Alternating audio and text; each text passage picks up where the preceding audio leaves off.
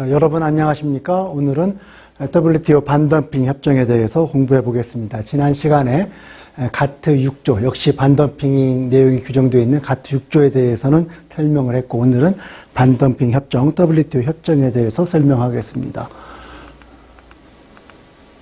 반덤핑 협정만 가지고 큰 돈을 버는 통상 변호사들이 많이 있습니다. 지난 시간에 말씀드린 것과 마찬가지로 반덤핑 협정은 통상을 하는 사람이면은 아마 시간의 반절 이상을 소비해야 되는 그러한 협정입니다.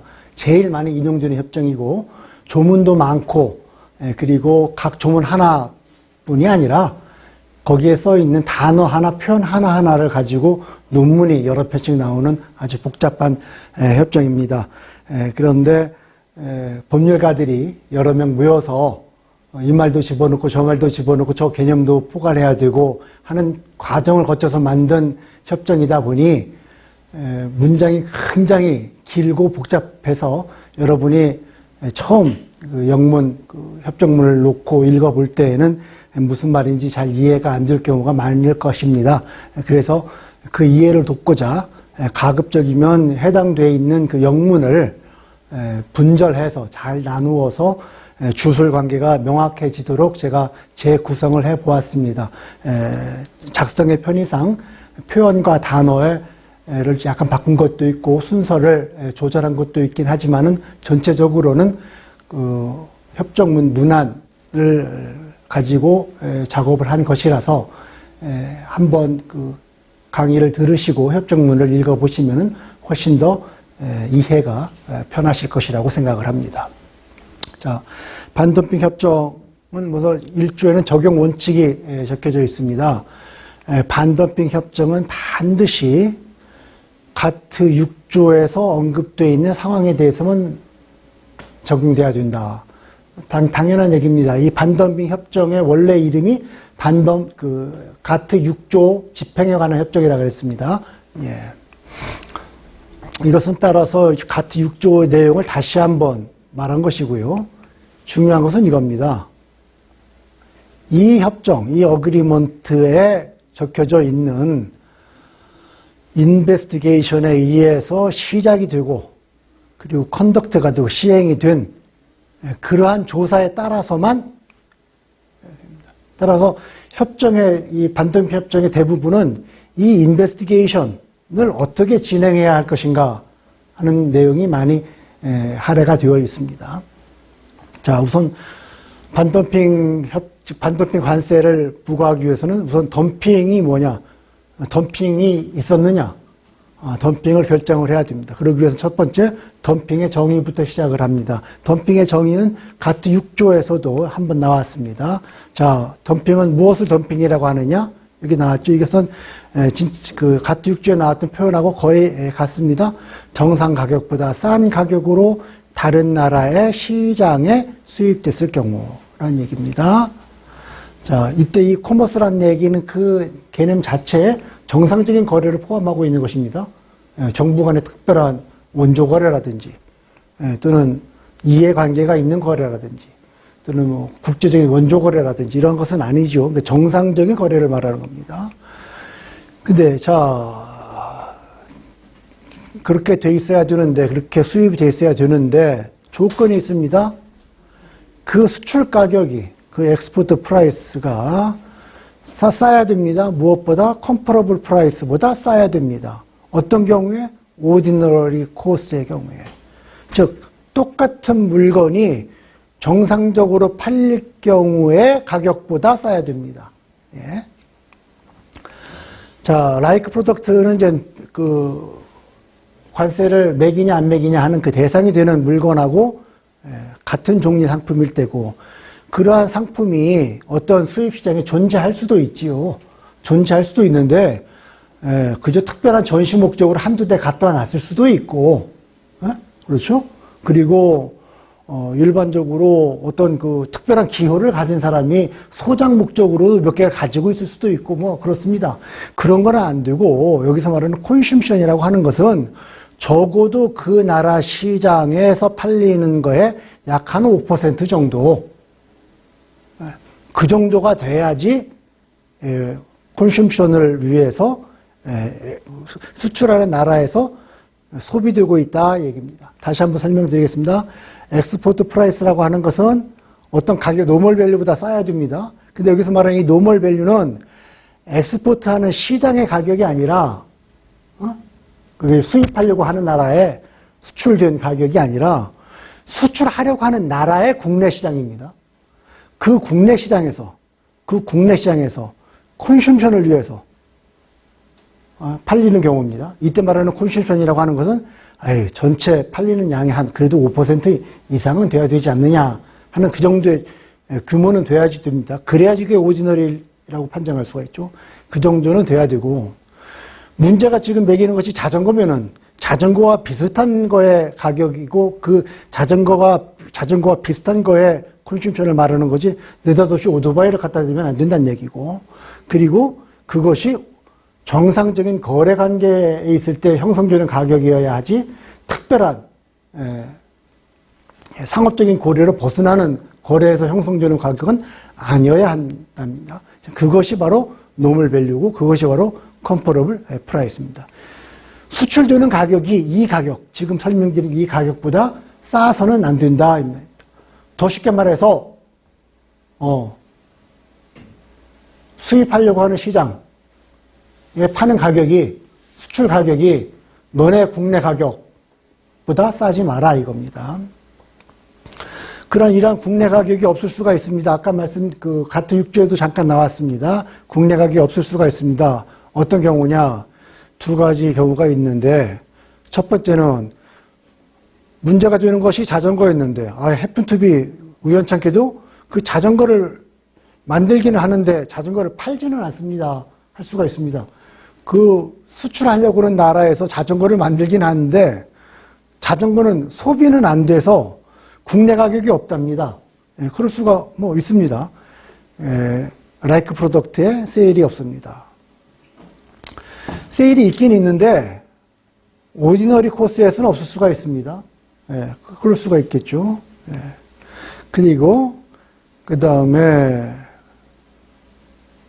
있기는 있는데 이게 여러 가지 사정으로 인해서 프로퍼한 컴페러스의 그 정상적인 비교, 적당한 비교를 할 수가 없는 상황이 수도 있습니다. 예를 두 개를 들어놨는데요, 협정은. 첫째는 particular market situation입니다. 이 엑스포팅 하려고 하는 나라의 국내 시장의 시장 상황이 이게 조금 파티큘러해서 왜 파티큘러 하느냐, 무엇이 파티큘러 하느냐, 여기에 대해서는 협정은 아무런 언급이 없습니다. 무조건 그 엑스포팅 하려고 하는 나라의 국내 시장이 좀 상황이 좀 약간 좀 특이해서 정상적인 비교를 할 수가 없답니다. 그럴 때는 국내 가격하고 비교를 안 해도 됩니다. 또는 도메스틱 시장, 이 수출하려고 하는 나라의 국내 시장에서 팔리긴 팔렸는데, 그게 너무 분량이 몇 개 안 돼서 그 가격이 대표성이 있다고 보기가 어렵습니다. 그러니 정상적인 비교가 어렵습니다.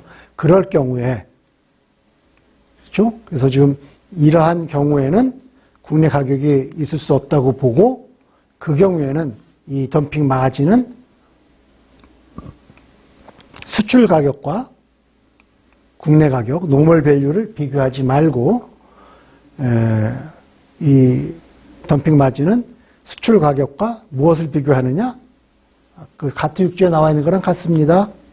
그 비교하려고 하는 라이크 프로덕트, 동종 상품이 제3국에 수출되었을 때의 가격, 제3국 수출 가격이라고 그럽니다.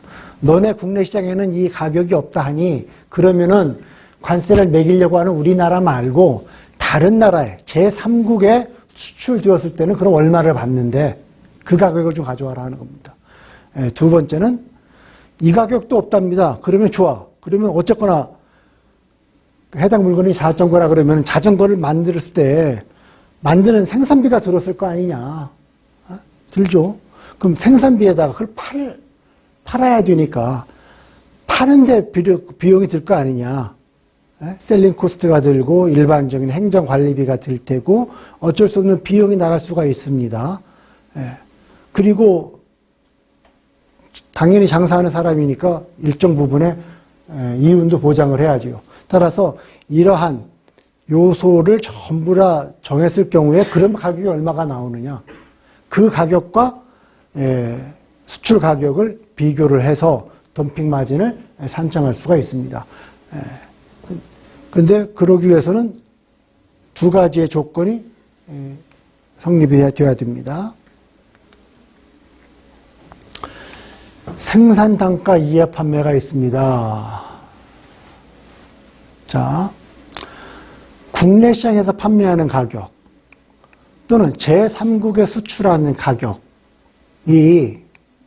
생산 단가, 물건 하나하나의 그 생산에 들어간 총 비용을 생산된 그 개수로 나눴을 경우 그 단가가 나오죠. 단가에다가 일반적인 행정비용, 판매비용, 일반적인 토탈 비용, 이익을 다 더한 경우 물건이 제대로 받아야 될 가격보다 좀 싼 경우입니다. 이럴 경우에는 자, 오디너리 코스트 오브 트레이드가 있다고, 즉 정상적인 상황에서 거래된 것이 아니라고 보아서 노멀 밸류를 결정하는 데 있어서 이것을 빼라 이 말입니다. 아까는 이거 다 합한 것이 국내 가격이 없을 경우에는 이거 다 합한 거하고 이거 다 합한 거 그걸 보라 그러지 않았습니까? 예, 그렇죠? 예. 그런데 그때는 덤핑이 어떻게 됩니까? 국내 가격이 이 가격보다 비싸야지, 그래야지 그 차액이 덤핑 마진이 되잖아요. 이것이 오히려 더 크면은 마진이 안 일어난 거 아닙니까? 마진, 덤핑이 안 일어난 거니까 당연히 노멀 밸류에서 빼야지요. 계산할 때. 그리고 그것은 오디너리 코스에서 이루어진 것이 아니라고 해서 빼야지요. 그거 당연한 얘기인데요. 이게 남발이 될 경우가 있습니다. 그래서 이 덤핑 관세를 매기려고 하는 수입국한테 방어적인 조치를 하나 취해놨습니다. 조사하는 당국이 1, 2, 3을 결정했을 경우에 한해서 빠지는 겁니다. 무조건 다 빠지는 것이 아닙니다. 그럼 그 빠지는 경우를 봅시다. 자, 이러한 생산 단가에다가 각종 가격을 다 더한 것이 수출 가격보다 비싸. 그러니까 덤핑 마진 계산할 때 당연히 빠져야 됩니다. 네 말이 맞긴 한데 한두 번 그냥 1, 2주일 그렇게 해놓고선 통상 다 빠져버리면은 나더러 덤핑 마진 계산하지 말란 말이냐? 아니다. 적어도 한 6개월이나 1년 동안 이것이 계속 돼 있을 경우에, 그럴 경우에는 정상적인 너네의 생산비와 판매비의 통상적인 그 구조가 우리나라에 수출되는 가격보다 비싼 것이 통례적이구나. 그러니 덤핑이 아니구나. 라고 봐주겠다는 겁니다. 그러니까 이러한 현상이 단기간 일어나는 것이 아니라 상당기간 일어나야 된다는 얘기입니다. 그리고 굉장히 많은 분량에서 일어나야 된다는 겁니다. 물건 몇 개 갖다 놓고 이거 보십시오. 생산 단가에다가 각종 이익 부과한 가격이 당신네 시장에다 수출한 가격보다 높으니까 나 덤핑 안 했습니다. 라고 도망 못 가게 물건 몇 개 가지고 그렇게 말하면 안 되고 굉장히 많은 분량에서 이러한 현상이 일어났어야 된다는 얘기입니다. 그리고 그러한 기간이 합리적인 기간, 이 합리적인 기간이 얼마라고는 설명이 안 되어 있습니다. 그 상당한 그 기간 동안에 모든 들어가 있는 그 코스트를 회복하는데 충분한 가격으로 이루어졌다고 이 오소리티가 판정을 할 경우에 한해서 생산 단가 플러스 각종 비용의 합이 국내 가격보다 높은 경우에는 덤핑이 아니라고 봐주고 덤핑 마진 계산할 때 빼준다는 것입니다. 이거 그냥 보통 이런 세일즈 빌로우 퍼 유니트 코스트 이건 좀 복잡한데 넘어갑시다. 그다음에 지금 그 덤핑인지 아닌지를 판별하기 위해서는 어쩔 수 없이 그 생산자, 수출업자, 수입업자의 장부를 가지고 판정을 해야 됩니다. 보통 조사하는 기간이 1년이 넘습니다. 그 덤핑이 이루어졌다고 하는 과거 시점, 1년이 넘는 그 시점에 구체적으로 어떠한 판매가 어떻게 일어났는지는 타임머신을 타고서 돌아가서 볼 수도 없는 거고, 결국은 회계장부를 보고 판명할 수밖에 없습니다. 그런데 그 생산자가 덤핑을 했다고 이 조사 당국이 의심을 하는 그 생산자가 그저 합리적으로 인정할 수 있는 그 기준에 따라서 정상적으로 회계를 작성했다면은 그 회계를 인정해 주라 이겁니다. 생산자는 정직하게 회계를 작성을 했는데 덤핑 관세를 매기고자 하는 나라에서 그 욕심에 눈이 어두워서, 욕심이 과해서 그 회계를 인정을 안 하고 다른 기준을 갖다 들이댈 수가 있습니다. 그러지 말란 얘기입니다. 여기 나와 있죠. 이러한 비용, 생산에 필요한 비용, 판매에 필요한 제반 비용은 엑스포터나 프로듀서가 기록한 회계에 따라서 캘큘레이트, 계산을 해야 됩니다. 조건이 있습니다. 이러한 그 회계가 in accordance with GAAP입니다. 수출국 정부에서 공개적으로 인정하는, 일반적으로 접수되고 있고 일반적으로 수용되는 정상적인 회계 기준에 따라서 이루어졌다면 그건 인정하라는 얘기입니다. 그리고 그러한 회계가 생산비와 판매비를 합리적으로 반영하고 있다면 그러면 생산자 회계를 인정하라는 얘기입니다. 자, 조사 당국은 그 코스트, 이 비용의 얼로케이션을 적당하다고 인정해 줘라 이 말입니다. 이게 무슨 말인고 하니, 비용은 생산을 할 때 들어가는 비용이 1년 12달이면은 1년 12달 나누기 365일에서 매일 하루하루 똑같은 액수의 비용이 균일적으로 들어가는 것 아닙니다. 시황에 따라서 또는 그 회사의 특별한 고용 사정에 따라서 또는 그 회사의 특수한 사정에 따라서 특정 부분의 그 비용이 특정 기간에 집중될 수도 있고 널리 퍼질 수도 있고 그렇습니다. 모든 회사는 그러한 그 비용을 실제 발생된 것과 달리 균일하게 분배를 할 수가 있습니다. 그래야지 그 회계 장비의 안정성이 더 높아가지요. 따라서 국내 가격이 낮아진 이유가 덤핑을 해서 그런 것이 아니라 이 코스트를 균일하게 분배를 하다 보니까 발생한 현상이라고 주장할 수가 있습니다. 그러한 주장을 그 조사 당국은 인정을 하라 이 말입니다. 조건이 있습니다. 그러한 그 비용의 분배가 이러한 특정한 조건에 따라서 이루어졌을 경우에는 고려를 해야 됩니다. 그러한 그 분배 방식을 이번 한 번만, 그 덤핑 조사를 피하기 위해서 이번 한 번만 쓴 것이 아니라 과거서부터 그 이 엑스포터나 프로듀서나 이런 사람들이 historically utilized, 과거부터 관행적으로 계속 써왔을 겁니다. 어떤 경우에? 자, 예를 들어서 amortization, 감가상각이죠. 감가상각을 하기 위해서 옛날부터 계속 그러한 방법을 써왔다든지, 또는 중요한 자본적인 지출, 또는 어떤 중요한 그 개발 코스트, 이러한 개발 코스트를 고려하기 위해서 이 비용을 특정하게 분배를 옛날부터 해왔다면은, 그러면은 그러한 분배가 정상적이었다는 것을 조사 당국은 인정을 해서 덤핑 여부를 판정을 하라 이야기입니다.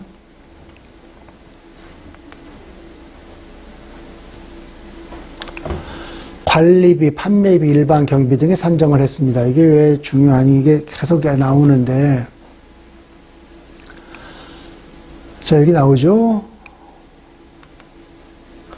자, 덤핑은 수출 가격하고 노멀 밸류만 비교하면 됩니다. 이 노멀 밸류는 수출하는 나라의 국내 시장에서 통상적인 소비를 위해서 해당되는 물건과 동일한 물건이 정상적인 경로에서 팔릴 가격입니다. 쉽게 말하면 국내 시장 판매 가격. 따라서 국내 시장 판매 가격만 보면 되기 때문에 그 가격 중에 얼마가 이익이고 얼마가 생산 원가고 얼마가 판매에 들어가는 비용이고 얼마가 유통 비용이고 따질 필요가 없고 이것이 그 회계가 어떻게 기록이 됐건 그거 따질 필요 없습니다.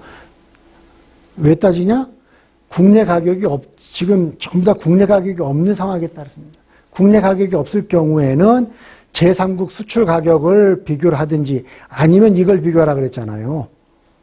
지금 이 얘기를 하는 겁니다.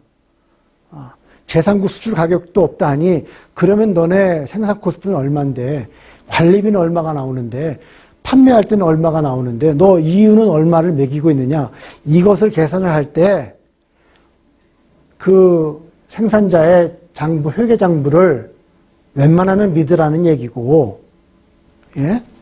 회계를 믿으라는 얘기고, 자, 그리고 관리비, 판매비, 일반 경비가 제대로 산출이 된 건지, 이 생산자가 반덤핑 관세를 회피하기 위해서 과장을 했을 수도 있으니까 이것을 계산을 해야 되지 않겠습니까? 그걸 계산을 할 때 마구잡이로 하지 말고 이러한 요건에 따라서 하시라 이 말입니다. 자, 이러한 ASGP는 shall be based on actual data of production and sales. 생산하고 판매를 한 실제 데이터에 기준을 해야 됩니다. 근데 어떤 sales냐? 여러 번 나옵니다. ordinary course of trade입니다. 우리 이 물건을 사간 것이 우리 회장님 아들 회사이기 때문에 비싸게 팔았습니다. 싸게 줬습니다. 그런 게 아니라 정상적인 경우에 ordinary course에서 당연히 물건은 like product죠. 지금 자전거가 문제인데 오토바이 가격을 가지고 이 오토바이가 정상적으로 팔렸으니까 이 가격인데 그거 아니란 얘기죠. like product입니다. 이 like product는 뒤에 또 많이 나옵니다. 그리고 딴 사람이 판 게 아니라 지금 조사를 받고 있는 그 생산자하고 그 엑스포터가 정상적인 거래에서 동종의 상품을 생산하고 판매한 그 데이터를 가지고 계산을 해야지. 아니, 조사를 받지 않은 없는 사람 그 데이터를 볼 필요가 뭐가 있습니까? 예, 그런 얘기입니다. 이것이 어떠한 사정에 의해서 가능하지 못할 경우가 생기겠죠. 예, 그럴 경우에는 요 ASGP는 산정을 해야 되는데 무엇을 기준으로 산정을 해야 되느냐? 세 가지를 기준으로 해서 산정을 해야 됩니다. 첫째가 수출자하고 생산자가 실제로 부담을 한 actual amount. 내가 여기 어떻게든지 나 이거 잘 설명을 못하겠는데요. 뭐 자료도 없고 잘 못하겠는데요. 하여간에 저는 이만큼 돈이 들었습니다. 이 사람이 실제로 이 사람에게 초래가 된 실제 비용. 무엇에 관해서 지금 문제가 되고 있는 그 자전거 생산하고 파는 데 있어서 어디서 팔아? 내 국내 시장에서. 그리고 아까는 라이크 프로덕트였잖아요. 근데 지금 이게 없을 수가 있다 그러지 않았습니까? 그럴 경우에는 이걸 보란 얘기입니다. Same general category of product. 지금 우리가 지금 자전거에 관세를 매기냐 마냐 하고 있는데 아까 말했듯이 오토바이 가격을 가지고 비교하면 안 된다 그랬죠. 자전거는 자전거랑 비교를 해야 됩니다. 자, 그래서 자전거랑 자전거를 비교하려고 보니까 이게 자전거가 없어요. 우리 국내에서는 팔린 게. 자, 그럴 경우에 도메스틱 마켓에서 비교를 해야 되는데 그리고 생산하고 판매된 거 비교해야 되는데 다른 사람이 아닌 조사를 받고 있는 엑스포터 프로듀서가 실제로 부담한 돈을 해야 되는데 아이고 자전거가 없네요. 그럴 때는 same general category. 그래, 두 발 자전거 없어? 그럼 좋아. 세 발 자전거라도 괜찮다. 세 발 자전거 판 거 있냐? 예, 그건 있습니다. 그럼 세 발 자전거로 보자, 이 말입니다. 예. investigation. 지금 반덤핑 조사를 받고 있는 사람이 있습니다. 엑스포트 프로듀서가 있는데, 나는 아니고, 나도 물론 조사를 받고 있는데, 나 말고 다른 엑스포터나 프로듀서도 지금 조사를 받고 있어요. 그 사람, 너 말고 다른 엑스포터나 프로듀서가 실제로 부담한 비용이 있을 거 아니냐. 그 비용을 보면 되잖아. 근데 그 비용이 좀 더 정확하게 계산하기 위해서 단순한 산술 평균이 아니라 가중 평균을 내면은 그럼 가격이 좀 더 정확해질 테니까 그 가격을 가지고 한번 그래서 산정해 보자는 얘기입니다. 예. 자, any other method. 자, 이것도 없고 1번도 없고 2번도 없어요. 그래? 그럼 걱정 마셔. 또 하나 있습니다. any other method를 할 수가 있습니다. 근데 다 조건이 있어요. 네, 조건을 하나 붙여놨습니다. 이 이익을 가지고 장난을 칠까봐, 이익을 굉장히 많이 반영을 시켜서 국내 가격이 높은 것처럼 그렇게 장난을 칠까봐 요 이익이, 자, 보십시오. 통상적으로 실현되는, 누구에 의해서? 다른 사람이요. 다른 엑스포터나 프로듀서면, 여기서 지금 말하는 게 자전거를 합시다. 너 말고 다른 자전거 수출자나 다른 자전거 생산자가 정상적으로 벌어들이는 그러한 수준을 넘지 않는 경우에, 네가 말하는 이익이라고 함이, 그럴 경우에는 다른 메소드도 보겠다입니다. 근데 이제 여기서 말하는 이 프로듀서가 어디서 정상적으로 실현되는 가격이냐면 계속 나옵니다. 나온 거죠. same general category죠. 두 발 자전거를 오토바이랑 비교는 하지 않지만, 해서는 안 되지만, 이 사람들이 happen to be 두 발 자전거가 없어요. 좋아. 그러면 이 사람들이 세 발 자전거를 판다? 그럼 세 발 자전거로 봅시다. 그리고 어디서? 도메스틱 마케트에서. 생산하는 나라, 수출하려고 하고 나는 국내 시장 가격입니다. 예. 모든 그 비교 준거를 국내 시장 가격에다 두는 이유가 왜 그렇지요? 덤핑의 개념 자체가 수입되는 나라에 팔리는 수출 가격 vs 비교 대상이 그 물건을 수출하려고 하는 나라의 국내 가격을 비교하는 겁니다. 그러니까 수출 가격하고 국내 가격이 얼마나 차이가 나느냐 그걸 보기 때문에 비교 대상의 가격은 대개 이 도메스틱 마케트가 계속 나옵니다. 자, 다시 한번 정리할까요? 자, 생산 원가는 아까 말한 대로 생산자의 그 회계를 많이 보라 그랬습니다. 거기다가 또 더해야 되지 않습니까? 일반적인 A, S, G, P를 플러스 생산 원가를 해가지고 그 물건을 만들 때 통상적으로 들어가는 가격을 유추하는 겁니다. 왜냐? 국내 가격이 없다 하니까. 그럼 이제 A, S, G, P가 얼마가 될지 계산을 이제 조사 당국이 해야 되는데 조사 당국이 너 마음대로 하지 말고 이것에 기초를 해야 됩니다. 뭐냐?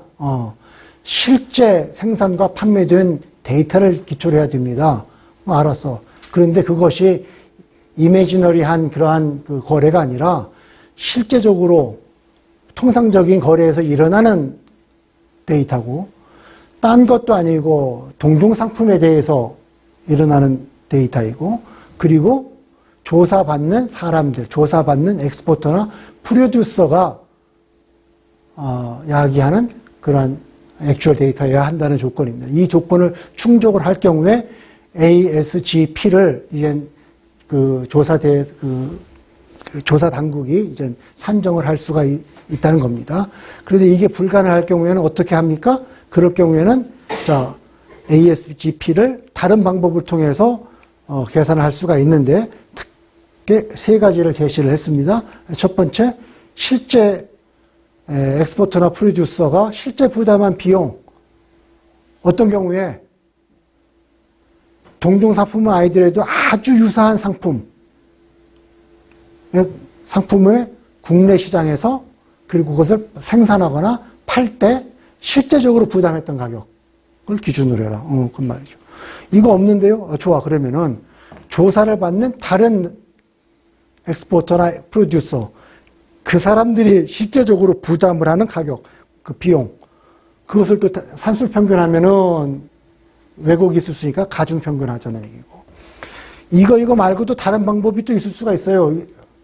이런 방법이 더 합리적입니다고 제시를 할 경우에는 쓸 수가 있습니다. 근데 그럴 경우에도 조건을 붙였습니다. 너네가 말하는 그 프로피트가 통상적인 프로피트보다 훨씬 더 초과를 하면 안 된다 얘기입니다. 통상적인 이익에 머물러야 됩니다. 어떤 통상적인 이익이냐?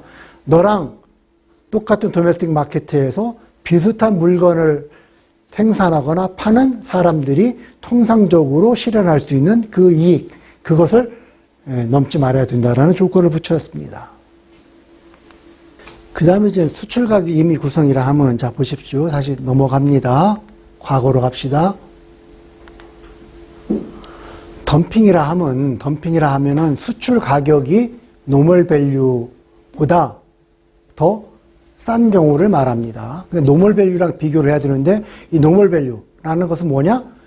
같은 상품이 국내에서 수출하려고 하는 나라에 국내에서 얼마나 팔리는가, 그 가격을 본다 그랬습니다. 근데 이러한 국내 가격이 없을 경우에는 두 가지가 있다 그랬죠? 그럴 경우에는 좋다.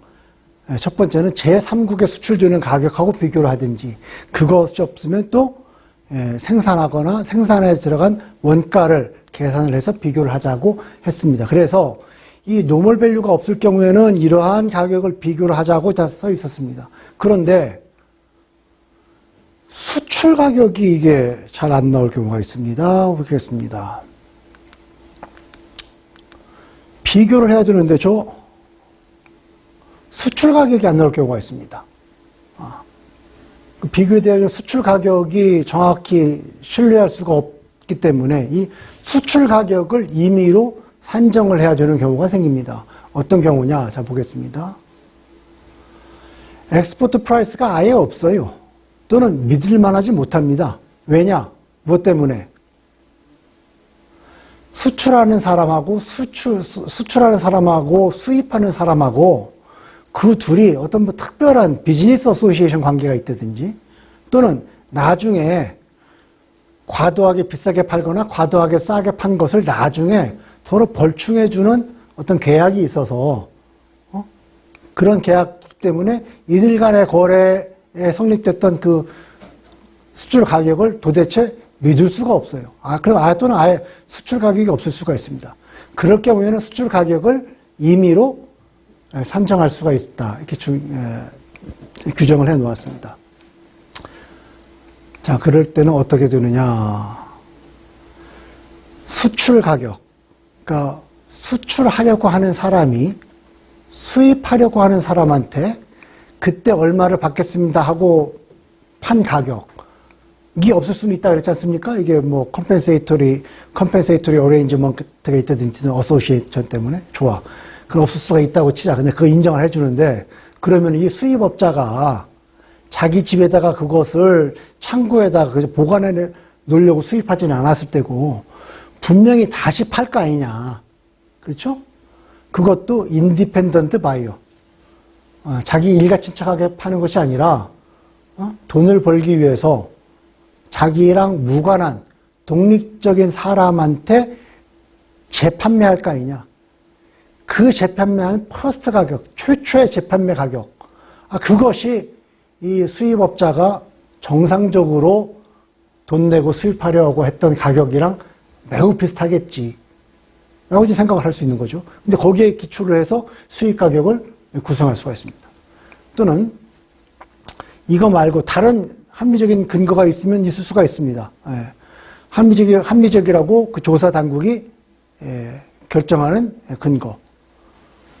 이 조건이 있습니다. 그 해당되는 프로덕트가 두 가지 조건을 충족을 해야 되는데, 둘 중에 하나를. 자, 인디펜던트 바이어한테 다시 팔리지 않았을 경우. 인디펜던트 바이어한테 팔렸다면은, 인디펜던트 바이어한테 재판매 되었다면은, 그 최초로 재판매된 가격을 가지고 계산할 수 있을 거 아닙니까? 근데, 그런 경우가 없어요. 그런 경우가 없다면은, 그러면은, 오소리티가 합리적이라고 볼 수 있는 다른 방법을 쓸 수 있다 이 말입니다. 다음에 또 어떤 프로덕트, 그 해당 프로덕트가 인디펜던트 독립적인 바이어한테 다시 팔리긴 팔렸는데 수입된 거랑 똑같은 조건으로 팔린 게 아니라 거기다가 이 수입업자가 무슨 뭐 추가적인 가공을 했다든지 다른 뭐 물건을 1+1으로 끼워 팔기를 했다든지 이런 그 판매 조건이 다를 수가 있습니다. 그렇다면은 이 리솔드한 가격이 처음 이 물건을 수입했던 그 가격과 차이가 나는 건 당연하겠죠. 이 같은 조건이 아니니까. 그럴 경우에는 이 리솔드 가격을 기초로 계산할 수가 없지 않습니까? 자, 이럴 경우에는 이 해당 물건이 독립적인 바이어한테 팔리지 않았거나 팔렸더라도 조건이 다르게 해서 팔렸거나 그럴 경우에는 조사 당국이 합리적이라고 판정할 수 있는 다른 근거에 의해서 수출 가격을 임의로 구성할 수 있다. 이렇게 되어 있습니다. 자, 그래서 지금까지가 이제 두 가지 요소를 설명한 겁니다. 덤핑은 수출 가격과 국내 가격을 비교를 한다. 국내 가격이 없을 경우에는 그러면은 제3국 수출 가격을 하든지 아니면 구성 가격을 하든지 나왔고, 이번에는 수출 가격이 없다? 그럼 수출 가격이 없을 경우에는 이러한 방식을 통해서 수출 가격을 형성을 해라. 자, 그래서 수출 가격도 나왔고 국내 가격도 나왔어요. 둘 다 나왔어요. 나왔으면 이제 어떻게 됩니까? 그 두 개를 비교를 해야 되지 않습니까? 이 비교도 매우 공정한 방법으로 비교를 하라 이 말입니다. 어떻게 비교하는 것이 공정한 것이냐? 엑스포트 프라이스랑 노멀 밸류를 비교를 해야 되는데 그 비교하는 방법이 페어해야 됩니다. 자, 어떻게 페어해야 되느냐? 이러한 비교는 두 가지 조건을 충족을 해야 됩니다. At the same level of trade. 자, 이 수출 가격은 도매 가격을 기준으로 하고, 요 국내에서 팔리는 것은 몇 단계 날아간 그 소매 가격을 비교를 한다든지 그러면 안 되죠. 되게 도매 가격은 한꺼번에 많이 사니까 훨씬 더 단가 가격이 쌀 거 아닙니까? 소매 가격은 비쌀 테고 그 두 개를 비교해 놓고 덤핑이 있었다 하면 안 되죠. 그러니까 도매 가격이면 도매 가격, 소매 가격이면 소매 가격, 그것도 백화점 가격이면 백화점 가격, 이런 식으로 판매되는 단계가 비슷한 것을 비교하라는 얘기입니다. 계산하기 좋게 엑스팩토리 레벨, 반드시 의무적인 아닙니다만 정상적으로 가능하다면 공장에서 처음 나왔을 때 공장도 가격을 비교하라 이 말입니다. 그리고 두 거래가 아주 시기적으로 근접해 있어야 됩니다. 자, 노멀 밸류랑 엑스포트 프라이스를 비교한다 그랬습니다. 자, 이 수출 거래, 수입자가 수출자로부터 물건을 산 요 수입 거래는 예를 들어서 5월 15일 날 이루어졌습니다. 5월 15일 가격이에요. 그 기간에 가장 똑같은 same level of trade, expectory 레벨에서 국내에서 이루어진 거래, 그것을 보니까 5월, 예를 들어서 5월 1일짜리가 하나 있고 4월 15일짜리가 하나 있어요. 그럼 어느 거랑 비교해야 되느냐? 시기적으로 가장 가까운 거래, 5월 1일 거랑 비교를 해야 된다는 얘기죠. 수출 가격이 수출 거래는 5월 15일에 일어났고 국내 거래는 5월 1일 날에 일어났고 4월 15일에 일어난 게 두 건이 있다 그러면은 5월 1일 거하고 5월 15일 거를 비교하라 이 말입니다. 그래야지 공정하지 않겠습니까? 자, 그리고 그렇게 공정을 할 때, 비교를 할 때 또 역시 합당하게 고려해야 될 사안이 있어요. 가격을 서로 비교를 하는 데 있어서 영향을 줄 수 있는, 가격 비교에 영향을 줄 수 있는 여러 가지 차이가 많이 있습니다. 그 차이가 뭐겠어요? 판매 조건이 다를 수가 있죠. 도매일 수가 있고 소매일 수가 있고, 배달을 해주느냐 배달을 안 해주느냐, 세금이 붙느냐 안 붙느냐, 도매냐 소매냐, 분량이 많냐 적냐, 이 가격을 비교하는데 여러 가지 조건이 많이 있을 수가 있습니다. 그 조건을 합당하게 다 고려를 해야 되라 이 말입니다. 그래야지 공정한 비교라는 얘기입니다. 자, 수출 가격이 부재할 경우에, 없을 경우에는 수입 및 판매 과정 사이의 비중 및 이윤을 적당하게 고려를 해야 됩니다. 수출 가격하고 국내 가격을 비교를 해야 됩니다. 그런데 이 수출 가격이 없다 그랬어요. 그럴 경우에는 수입을 했을 때, 수입을 하고 판매가 할 때 그 과정에서 여러 가지 비용이 많이 들어가지 않았겠습니까? 국내 운송 가격도 있을 테고, 국내 보사 청구에 집어넣은 거 있을 테고, 그다음에 관세도 냈을 테고, 관세 수수료도 냈을 테고, 수입하는 순간부터 판매하는 과정 사이에 그때 들어간 비용, 이윤, 이러한 상황도 역시 적정하게 고려를 해야 되라. 이것은 대개 다 수출 가격에 포함되는 가격입니다. 따라서 이것을 고려를 하면 수출 가격이 올라가요. 수출 가격이 올라가기 때문에 덤핑으로 판정되지 않을 국내 가격보다 높아질 확률이 더 높습니다. 국내 가격보다 높아지면 덤핑이 아니잖아요. 다음에 if price comparability has been affected. 자, price comparability를 비교를 했는데 이게 영향을 받았어요. 그럴 경우에는 어떠한 이유로 인해서 이 두 가격을 비교를 하는데 영향을 받는 상황이 발생을 했습니다. 그럴 경우에는 무조건 수출 가격하고 노멀 밸류를 기계적으로 비교는 할 수는 없습니다. 그럴 경우에는 노멀 밸류를 구성을 해야 되는데, 계산을 해야 되는데, 무턱대고 계산을 하는 것이 아니라 레벨 오브 트레이드, 거래 수준, equivalent to, 동일한 거래 수준, 무엇과? 엑스포트 프라이스를 구성을 했을 거 아닙니까? 계산했을 거 아닙니까? 요 수출 가격을 계산했을 때 사용했던 그 수준의 거래 수준하고 똑같은 수준에서 형성되는 노멀 밸류 하고 엑스포트 밸류랑 비교를 하라 이 말입니다. 이게 그 거래 수준이 같아야지 가격 비교가 가능할 거 아닙니까? 그러니까 둘 다 지금 엑스포트 가격도 없어가지고 이것도 인위적으로 계산을 해야 되고 노멀 밸류도 없어가지고 인위적으로 계산을 해야 되는 상황인데 그럴 경우에는 엑스포트 가격을 계산했던 수준의 거래 수준 그것과 동일한 수준에서의 노멀 밸류를 계산을 하라는 얘기입니다. 자, 이어서 환율 보겠습니다. 환율이 왜 중요하느냐? 수출이 개입되어 있기 때문에 그렇습니다. 수출이 개입되어 있으면 당연히 수출하는 나라의 화폐와 수입하는 나라의 화폐가 다르기 때문에 결국은 내게 되는 제3화폐가 필요하지요. 대개 달러이겠습니다. 그럼 그 달러를 이제 국내 가격, 수출 가격 계산을 할 때 당연히 환산을 해야 되기 때문에 환율이 개입이 됩니다. 자, 프라이스를 비교를 할 때는 공정하게 해야 된다 그랬습니다. 그런데 이 프라이스라고 하는 것은 환율에 의해서 영향을 받기 때문에 환율을 고려를 해야 됩니다. 자, 이 프라이스를 비교를 함에 있어서 환율을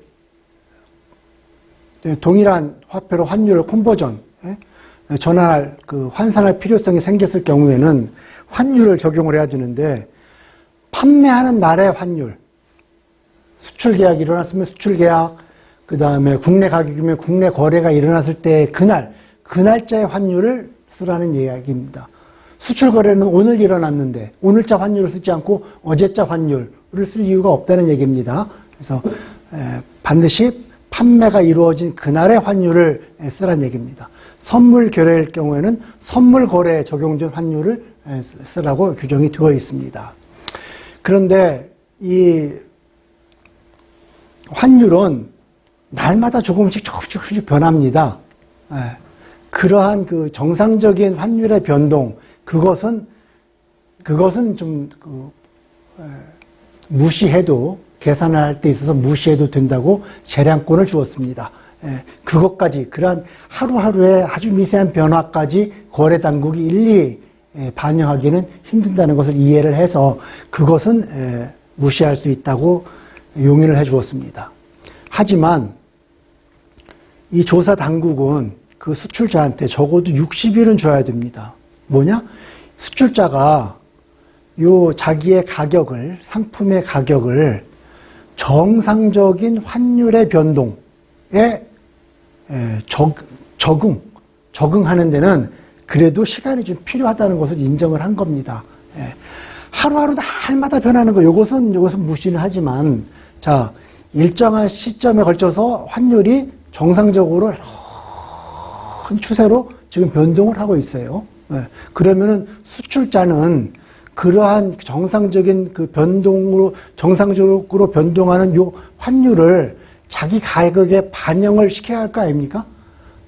그 반영을 시키기 위해서는 적어도 한 60일 정도는 필요하다 그러니 그 정도의 시간은 오스리티가 조사 당국이 감안을 해라라고 규정을 해 놓았습니다. 자, 이제 또 WWTT라는 것은 뭐냐면, 이건 W는 Weighted Average입니다. 가중 평균을 말하는 겁니다. T는 거래, 개별 거래를 말하는 겁니다. 자, 여러 번 설명을 합니다. 덤핑 마진이라고 하는 것은 수출 가격과 국내 가격을 비교해서 국내 가격이 수출 가격보다 많은 것을 말합니다. 그러니까 국내 가격보다 싼 가격으로, 덤핑한 가격으로 팔지 말라는 얘기죠. 그래서 이 덤핑이라고 하면 수출 가격이 국내 가격보다 어느 정도나 싸냐, 그것을 얘기를 합니다. 그러기 위해서는 가격을 비교를 해야 된다 그랬습니다. 국내 가격과 국내 거래 가격과 수출 거래 가격을 비교를 해야죠. 자, 그 덤핑이라고 하는 덤핑 조사를 하면은 어느 특정 날짜, 특정 시간에 이루어졌던 거래 한 번을 가지고 판정하지 않습니다.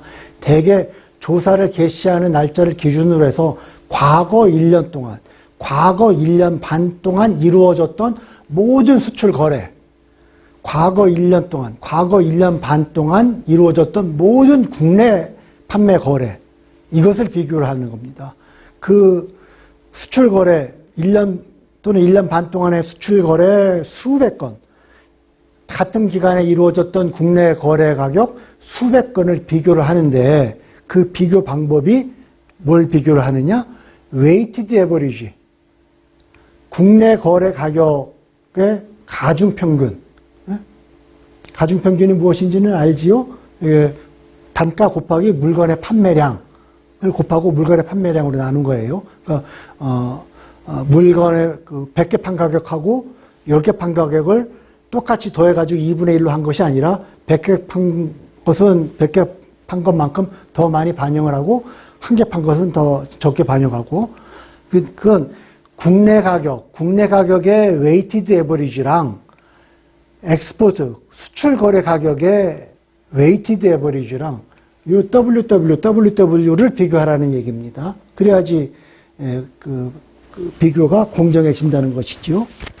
근데 어떠한 사정이 있어가지고 요 그러니까 에버리지 엑스포트 가격과 에버리지 국내 가격을 비교할 수 없는 경우가 생깁니다. 그럴 경우에는 국내 거래 가격하고 수출 거래 가격을 거래별로 트랜잭션 바이 트랜잭션으로 비교를 해라. 1년 또는 뭐 1년 반 동안 수출 거래가 100건이 있었다. 그 100건의 거래를 국내 가격이 몇 건 있어요? 국내 거래는 한 70건 있었습니다. 그래요? 그러면 100건 건건이 하고 국내 거래 가격 70건 건건을 비교하라는 얘기입니다. 그 날짜가 다 다른데요. 가장 근접한 날짜에 이루어졌던 것끼리. 그렇죠. 여기 이쪽은 100개고 이쪽은 70개면은 1대1 대응은 안 되지 않습니까? 그러니까 거래 가격하고 비교를 하는데, 아까 그 전에 나왔을 겁니다. 가장 근접한 날짜에 이루어진 거래를 같이 비교해라. 이것을 보고 TT 비교라고 합니다. 그래서 가격 비교는 WW를 비교를 하든지 아니면 TT를 비교를 하든지. 그런데 어떤 경우에 W를 T하고 비교할 수가 있습니다.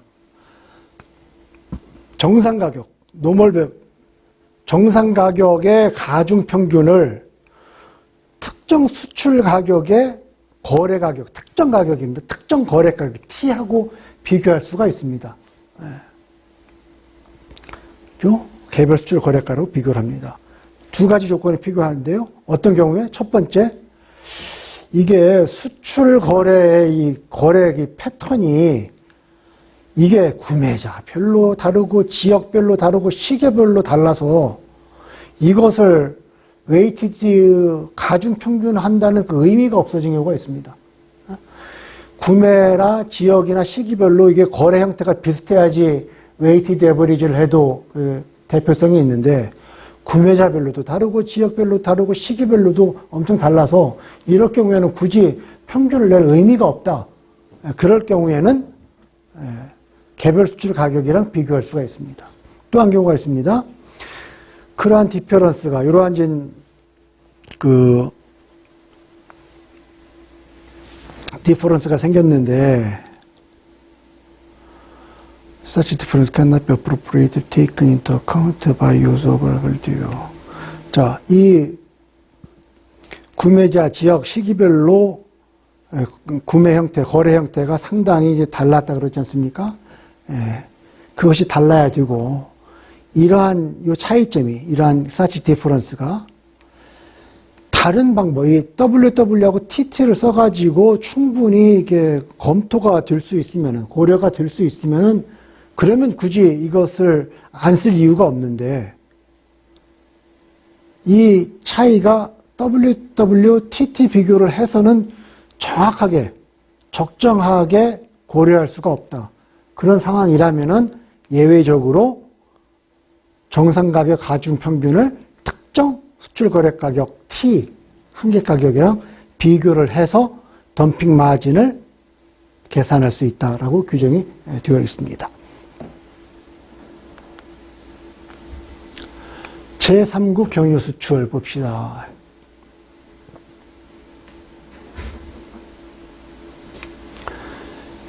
자, 여러 번 말합니다. 수출 가격하고 국내 가격하고 비교를 해야 됩니다. 그런데 수출 가격이라고 하면 수출하는 나라에서 수입하는 나라로, 수출하는 나라에서 수입하는 나라로 직접 운송이 되겠죠, 대개.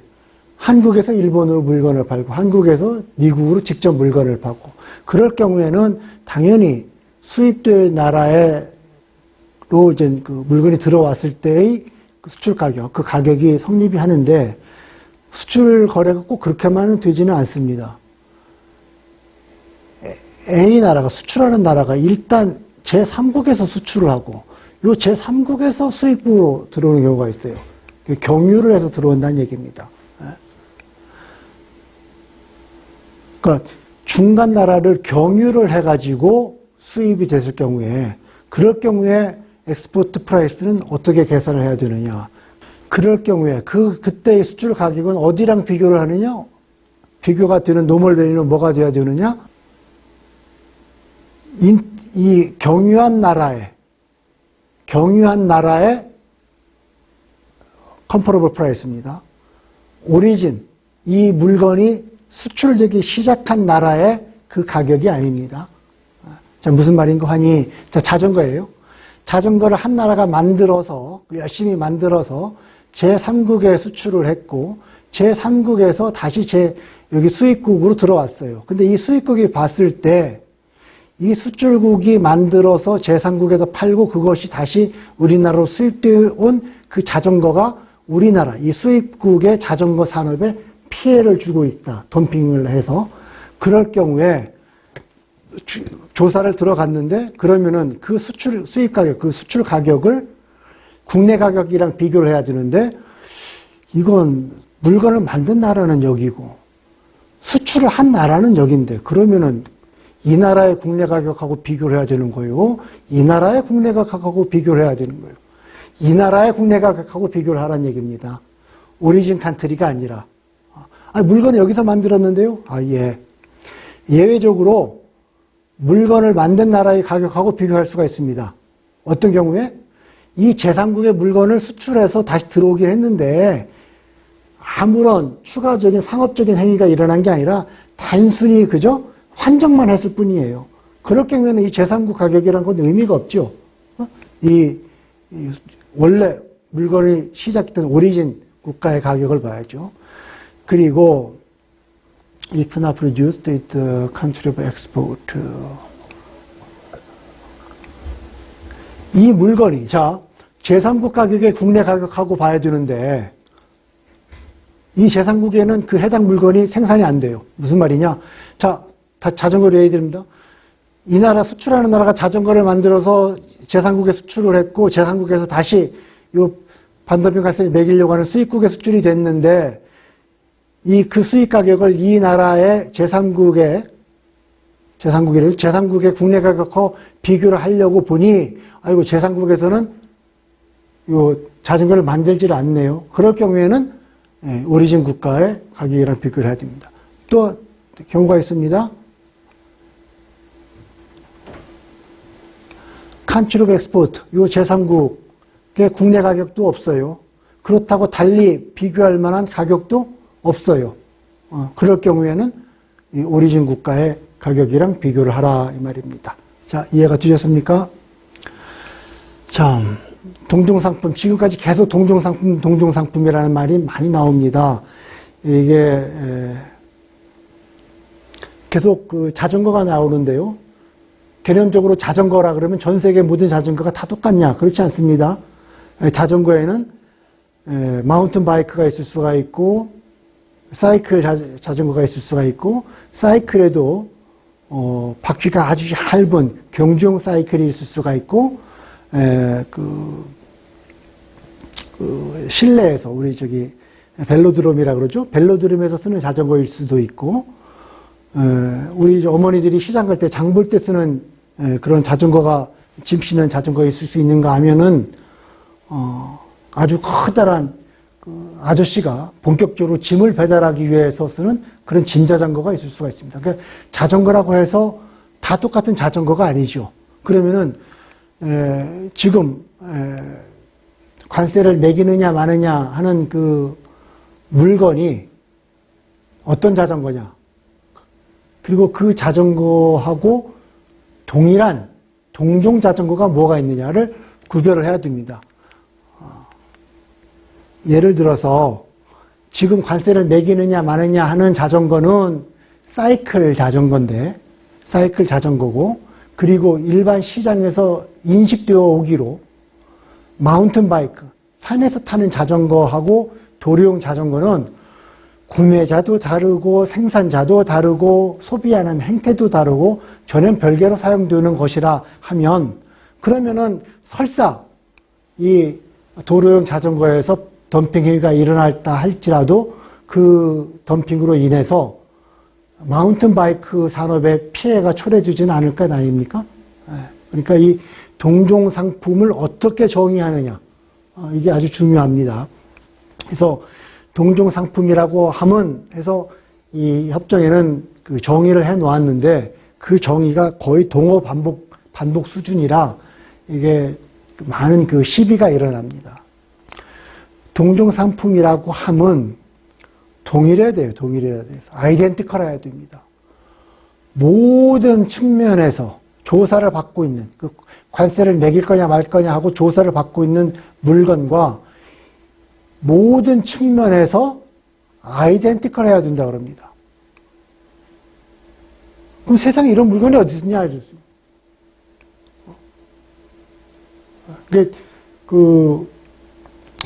조사 대상 그 동종 상품을 되도록이면 좁히려고 하는 것은 이 수출업자입니다. 그 반도평 관세를 부담을 해야 되는, 또는 수입업자입니다. 그 사람은 동종 상품의 범위를 되도록이면 좁게 하려고 그러겠죠. 경주용 자전거라고 해서 다 똑같은 자전거가 아닙니다. 핸들이 옆으로 달린 거랑 핸들이 아래로 달린 거랑 그건 또 다릅니다. 라고도 얘기할 수 있죠. 모든 측면에 대해서 다 똑같다 그랬으니까 핸들이 옆으로 달린 거와 핸들이 아래로 달린 것은 그것은 아이덴티컬하지 않으니까 동종 상품이 아닐 수가 있습니다. 라고 시비할 수도 있겠죠. 하지만 또 이 조사 대상을 좀 더 넓히려고 하는 사람은 자전거라 하면 두발 자전거랑 세발 자전거는 다르다는 건 이해를 하겠는데, 아니 어떻게 손잡이가 옆으로 달린 거랑 아래로 달린 것이 그것이 동등하지 않다고 주장할 수가 있느냐. 그렇게 따지면 세상에 똑같은 물건이 어디 있느냐. 결국 앞바퀴 위에 핸들을 앞바퀴를 조향할 수 있는 수단이 달려 있으면은 그 모양이 옆으로 된 거건 아래로 된 거건 결국은 핸들이니까 아이덴티컬한 거 아니냐라고 항변할 수가 있겠죠. 그래서 이 라이크 프로덕트의 범위를 둘러싸고 흔히 조사를 할 때 치열한 공방이 이루어지게 됩니다. 이 반덤핑 협정은 말씀드렸듯이 너무 포괄적으로 정의를 해놔서 큰 도움은 안 됩니다. 이런 조사 대상 품이 없으면 또 어떤 것을 동종상품이라고 볼 수 있느냐? another product예요. 모든 것이 똑같지는 않더라도 another product입니다. 조사를 받고 있는 상품하고 아주 비슷한 성격의 상품입니다. 자, 그렇게 되면 이것은 범위를 너무 넓혀놨습니다. 위에 것은 범위를 아주 좁게 좁혀놨죠? 이것은 아주 넓게 넓혀놨어요. 자, 보세요. 조사를 받고 있는 상품과 아주 비슷하게 리젠블하다 그러지 않았습니까? 그러한 성격을 가지고 있으면 모두 다가 like 프로덕트라면서요. 자, 그러니 2발 자전거나 3발 자전거나 앉아서 타는 자전거나 누워서 타는 자전거나 뭐가 다릅니까? 그거 다 전부 다 놀려고 하는 거죠. 운동하려고 하는 거죠. 발의 힘을 빌려가지고 움직이는 거죠. 그러니까 아주 클로스리 리셈블링 됐네요. 그런 성격을 다 가지고 있지 않습니까? 라고 주장할 수가 있죠. 그러니까 두 번째 조항을 적용을 하면은 동종상품의 범위가 굉장히 넓어지고 위에 걸 적용을 하면은 아주 좁아지고 하는 문제가 있습니다. 자, 여기까지가 보겠습니다. 자, 다시 한번 정리합니다. 덤핑이라고 하면 수출 가격과 국내 가격을 비교를 하는 겁니다. 그러기 위해서 수출 가격이 무엇냐? 라는 게 정의가 되어 있고, 국내 가격 또는 그 노멀 가격 또는 기타 비교할 수 있는 가격이 무엇냐? 여기서 상당히 그 많은 조문을 할애를 해서 정의를 해놨습니다. 그래서 그 두 가지 가격이 결정이 됐으면 비교를 해야 되는데 그 비교하는 방법에 대해서 지금까지 설명을 했습니다. 아주 공정하게 비교를 해야 된다 그랬습니다. 그럼 비교까지 다 해서 덤핑인 것이 확인이 됐습니다. 그러면 반덤핑 과격에서 매길 수 있느냐? 그렇지 않습니다. 다시 처음으로 넘어가면은 그러한 덤핑으로 인해서 내 산업에 피해가 초래되었거나 초래될 위험이 있거나 할 경우에 반덤핑 관세를 매긴다 그랬습니다. 이것은 지금 두 번째 중요한 핵심적인 조항입니다. 덤핑이 있었느냐 없었느냐 여부. 지금까지는 덤핑의 여부를 봤습니다. 지금부터는 그 덤핑으로 인해서 피해가 발생했느냐 안 했느냐, 피해는 무엇을 말하느냐, 그것을 보는 것입니다. 그러면은 다음 시간부터는 요 피해 결정 부분부터 해서 강의를 진행하도록 하겠습니다. 오늘은 여기까지 하겠습니다. 감사합니다.